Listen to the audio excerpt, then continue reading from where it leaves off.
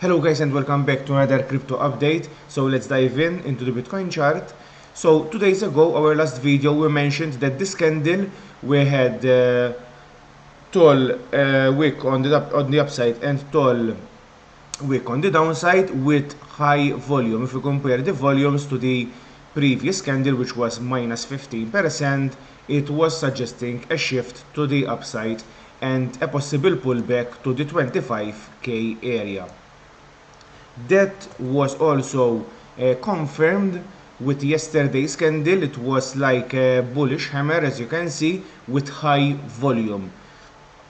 As you can see, the whole year we did not have, we have this candle from today, okay, from yesterday, and if we make a line, we can see that the whole year of 2021 and 2022 we did not have that kind of volume. The only times we had that kind of volume was signaling a bottom. And let me compare these kind of volumes. So we have this kind of volume. It was on the 12th of May 2022, which was signaling a potential bottom, but it wasn't, of course.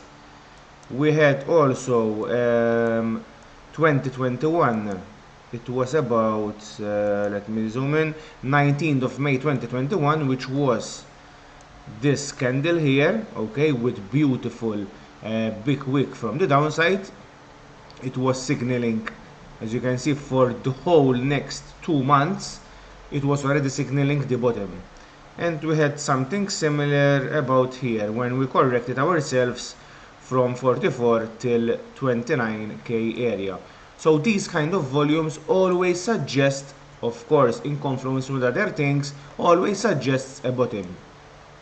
Today, you can notice that we are already minus 5%, so that is something against what we're talking about. But is it or not? Let's zoom in the smaller time frames. As we can see on the 4-hourly chart, not everything is bearish. We can see that we have this line here about 20k. We have a bullish divergence on the 4-hourly chart. And we are possibly going to retest again this line on the RSI, which would also make a double bottom here on the 20k. And if we are going to push, as we are saying, we would make a W bottom right here and breaking this pattern. So yes, I'm still waiting for the double bottom. I'm still waiting a push from this pullback to the 25k area. That is of course invalidated if we close below the last low. So that is something on the smaller time frames. Now moving again on the bigger time frames, as we can see, we are still hovering below the 20 weekly moving average, and we are still on this channel waiting. If we move again on the 4-hourly chart, as we are predicting, that close would be around here, giving us a very beautiful weekly candle with high volume. As you can see, the volume is already peaking up. The last week candle volume of May, I think it was May, yes, May 2021, which was this bottom here, already signaled 2 months before we pushed to the upside.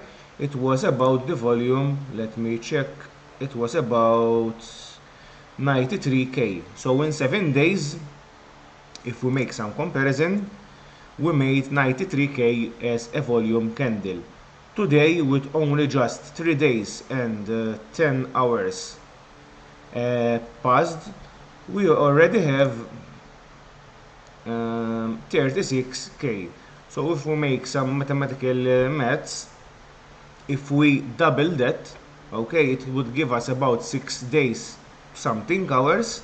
Let's hold it as a week maybe, and that's 36. If we double it, it would be around 72k. So I am expecting a candle like this pushing on the 200 EMA, or 200 SMA with a big candle, with a big wick on the downside. So that would be my ideal weekly close. and what I am expecting. Of course, I told you already on the 4-hourly chart what I'm expecting, so that will eventually help us in this weekly close. Now, of course, I have to give you the worst case scenario for me. So if you ask me, I would tell you yes, I am expecting the 200 weekly moving average to hold and the big wick on the downside, but there is also the possibility that I'm wrong and we could go lower. So on the monthly I already mentioned, and I'm gonna mention it again briefly, we have this values, this line on the RSI which was about 43 that previously signaled our bottoms. Okay, we also have this 50 monthly weekly moving average that has held us for the 3 past bottoms of the bear market. So this is all something in confluence that is suggesting a push to the upside. But if we are wrong, there is something that is potentially telling us where we could go next. So we have, let me get it here, logarithmic. So we have, let me zoom in, okay. We have this logarithmic curves that have been signaling the tops and bottoms for the cycles of Bitcoin. Let me zoom out the weekly, okay. So as you can see, we did not touch its top and we are still not touching its bottom.